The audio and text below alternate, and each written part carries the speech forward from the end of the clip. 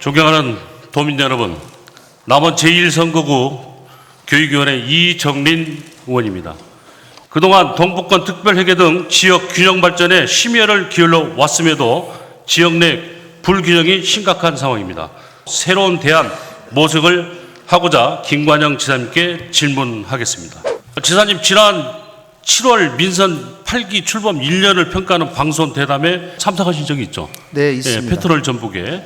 네. 당시 사회자가 14개 시군에 대한 편차 없는 지원과 발전 추진에 중요하다면서 동북권 낙구 지역에 대한 질문을 하셨는데 기억하신가요? 네, 기억하고 있습니다. 당시 지사님께서는 동북권 낙후 발전을 시키기 위해서는 먼저 특색 있는 산업 발전이 필요하다면서 권행 지역의 농법을 이용한 채소, 사과, 블루베리, 천마, 인삼 등 특화의 소득을 늘리는 방법이 있고 스마트 첨단 농법과 함께 개발하는 것이 중요하다는 점과 두 번째로 새만금 등 서부권 발전의 혜택을 받게 하는 것으로 새만금 고속도로를 이어 접근성을 높이는 방안이 중요하다고 하셨습니다. 지사께서 제시한 동북권 낙후 발전 두 가지 방안에 대해서 저 역시 많은 공감을 하게 되는데요.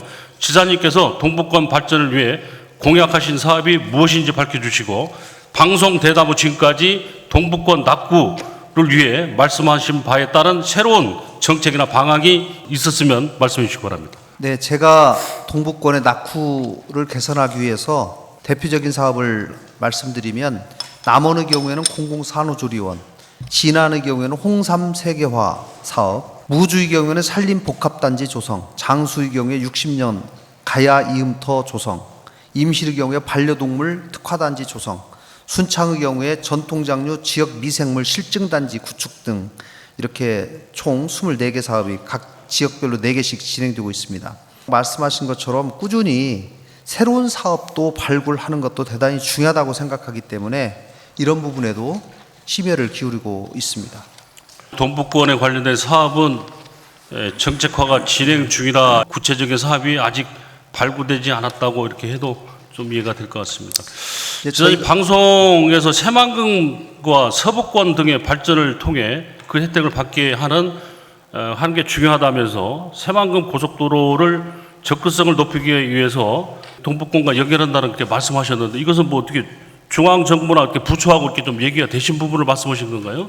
네, 저희가 중장기 국가도로계획망 사업에 남북 이축도로의 끝점이 부안 하서인데 이 하서에서부터 정읍까지를 연결하는 이제 횡으로 연결하게 되면 서해안 고속도로와 호남 고속도로를 관통하게 됩니다. 이게 결국은 이 새만금 쪽의 접근성을 현저하게 향상시키기 때문에 여기 그런 차원에서 새만금과 서부권, 특히 동북권과의 연결성을 촉진시켜야 되겠다라는 생각을 하게 된 거고 이거를 국가도로망 계획에 이제 넣으려고 노력하고 있습니다. 지사님, 이게 도민과의 약속인 공약 실천을 한번 살펴보겠습니다. 전라북도 균형 발전의 측면에서 보면은 지사님의 공약은 새만금과 서부권에 쏠려 있다고 보고 동북권은 소홀하고 있다고 이렇게 도민들께서 보시지 않을까 싶은데 사업 수치로만 보면은 40%에 이르지만 예산 규모로 보면은 동북권에 향후에 투자될 재정은 단 7.3%에 불과합니다. 동북권이 소외됐다고 이렇게 주장하는 부분에 대해서 어떻게 생각하실지 지사님 답변 한번 해주시기 바랍니다. 네, 저희가 이 124개 공약을 선정하면서 가능한 지역별로 고루 배분될 수 있도록 노력했지만 만족스럽지 못한 면이 분명히 있고 동북권에 계신 분들 입장에서는 그리 주장할 수 있다고 저는 충분히 생각합니다. 제가 꾸준히 이 문제를 해소하기 위해서 사업 발굴 단계부터 여러 기관들과 같이 의논하면서 동북권 지역의 사업들을 발굴하는 노력을 앞으로도 더 집중해서 해 나가야 되겠다 이런 생각합니다. 다만 이제 그동안 해왔던 동북권 특별회계에 관한 조례도 연장을 하고 이런 부분은 각 해당 시군 6개 시군이 좀 더 적극적으로 본인들의 시군에서 필요한 사업들을 발굴해서 더 건의를 해주시면 제가 훨씬 더 강한 의지를 가지고 반영해 하고 있다는 말씀을 드리겠습니다. 동북권의 특성에 맞는 발전과 전략을 마련해야 합니다. 그러기 위해서는 중요한 것이 전북 특자도 출범과 맞추어 다양한 특례가 필요하다고 저는 생각합니다. 현재 동북권과 관련해 특례를 얼마나 발굴하고 있고 어떠한 특례가 있는지 말씀해 주시기 바랍니다. 네, 저희가 작년에 특별법이 국회를 통과한 이후에 도와 전북연구원 또 14개 시군들과의 협력을 통해서 655건의 특례를 발굴을 처음에 했었습니다. 그중 동북권 6개 시군과 연계된 특례는 최종적으로 55건의 특례가 전북 특별법 개정안에 현재 담겨 있다는 말씀 드립니다. 대표적으로는 친환경 산악 관광 특구 지정, 산림문화 휴양복지 조성, 의료 취약지 응급의료 혜택 등과 관련된 특례들, 또 그 외에 농생명 지구 지정, 고령 친화 사회서비스 산업 복합단지 조성 특례 등 이런 다른 지역과 관련된 특례도 또 동북권에서 충분히 제대로 구현될 수 있도록 준비하고 있다는 말씀을 드리겠습니다. 제가 특례를 살펴보니까요, 그 결과 제15조부터 38조까지 글로벌 농생 경제 선도 분야를 동북권 특화된 산업 분야에 활용하는 것으로 생각됩니다. 농생명 지구 지정과 관련해서 특례가 반드시 반영되는 것은 물론이고 동북권 농생명 지구 지정에 대한 구체적인 계획과 사업 발굴을 해야 된다고 생각하는데 지사님의 의견은 어떠신지 말씀해 주시기 바랍니다. 네, 의원님 의견에 전적으로 동의합니다. 이 도가 농생명 분야를 특화시키고 활성화하기 위해 농생명 산업 지구를 지정하고 중앙에 가지고 있는 권한을 이양받고 규제 완화를 하고 있는데요. 이 과정에서 동북권에서도 특화 자원인 홍삼, 천마 등을 활용한 약용 작물 산업지구, 또 반려동물 산업지구, 곤충 산업지구, 치유 농업지구 등의 이런 수요들이 있을 것으로 생각하고 이런 특례가 반드시 농생명 지구 지정과 함께 반영될 수 있도록 끝까지 지금 최선을 다하고 있다는 말씀을 드리겠습니다. 지사님, 우리 지금 그 동북권은 이제 권행 지역이죠. 준산간지 해발 400에서 500, 600고지에 되는 부분인데 요즘 혹시 지사님 이 동북권에서 생산된 특화된 뭐 명품 농산물에 대해서 좀 알고 계신 거 있는가요? 네, 아무래도 고랭지와 관련해서 최근에 블루베리, 토마토, 사과 이런 것들이 다른 지역에서 생산된 것보다 훨씬 조기에 생산이 되면서 고가에 생산되고 있는 것으로 알고 있고요. 최근에 또 이 고랭지, 배추 또 상당히 인기가 있는 것으로 알고 있어서 이런 부분을 집중적으로 육성하려고 생각합니다. 그 지사님이 지금 고랭지 그 명품 농산물에 대해서 아직 몇 가지를 잘 모르시고 계시는데 이제 저희 지역입니다. 제 지역에 운봉 사계면에 운봉 인월 아영 산내 이 사계 지역은 해발 400에서 500고지에 그 해당되는 부분인데 포도가 생산되는데 이 포도는 명품 포도로서 이 전주에도 올라오지 않습니다. 양이 적다 보니까 전주 위쪽으로는 판매가 되지 않고 밑에 쪽 시장만 판매되는 부분인데 이 포도를 굉장히 고가로 팔고 있습니다. 이 포도 농가들을 제가 분석해 보니까 연매출 1억 이상 올리는 농가들이 부지기수입니다. 또 상추값이 굉장히 좀 높게 올라갔는데 방울토마토 또한 마찬가지입니다. 파프리카 또한 마찬가지입니다. 사과도 마찬가지입니다.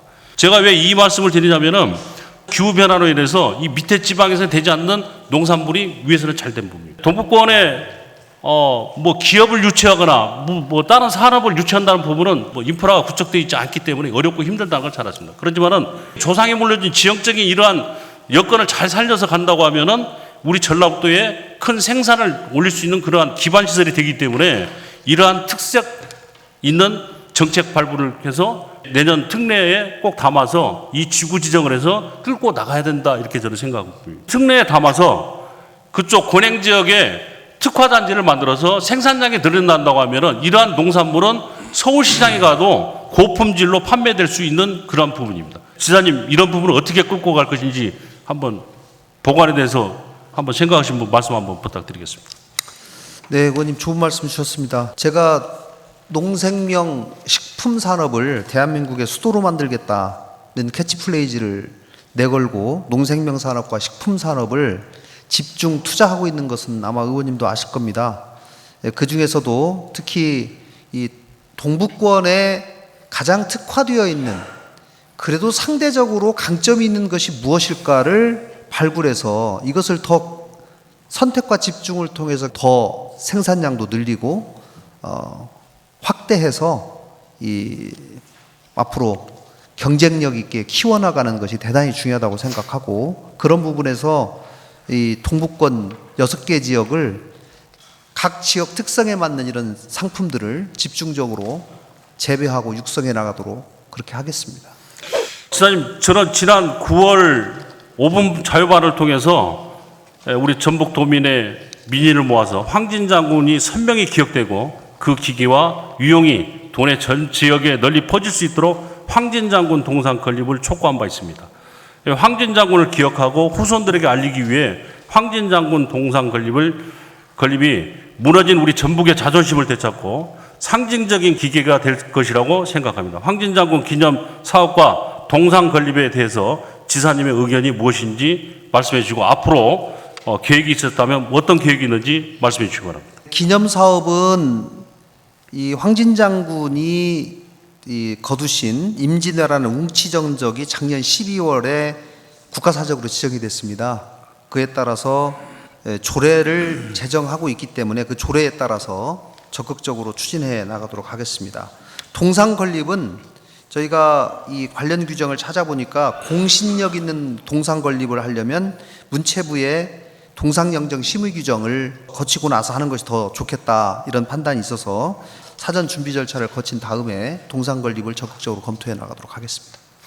교육감님, 지난 7월 우리 국제 바칼로리아 IB 프로그램 도입에 따른 의무 분당 행위에 대한 동의안이 우리 의회를 통과했습니다. 저는 이제 이 IB 프로그램이 국제적으로 공인된 우수한 교육 프로그램이라는 점에서 공교육의 문제점을 혁신하고 창의적이고 비판적인 사고력을 키우는 문제 해결 의사소통 능력을 키울 수 있는 교육으로 변화해야 한다는 관점에서 적극 찬성하는 바인데요. 이런 국제적으로 인정받는 교육 방식이지만 수능과 연계성이 언제나 초, 중, 고 간의 교육, 지속성 문제 등에 풀어야 할 문제점이 많이 있습니다. 과거 자칫 잘못하면 혁신 학교 후 한계점에서 유사한 형태를 보일 가능성이 많이 있습니다.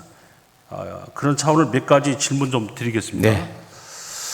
교육감님, 이 우선 IB 프로그램은 기본적으로 우수 학생에 적합한 교육 방식이라고 지적함과 함께 영재교육과 유사하다고 평가하고 있는데, 자칫 공교육에서 에리트 교육에 집중한다는 비판을 받을 수 있다는 생각이 드는데, 교육감님 의견 어떠신가요? IB 교육과정은 엘리트 교육과정이 아니라 희망하는 학교의 모든 학생들을 대상으로 문호가 열려져 있습니다.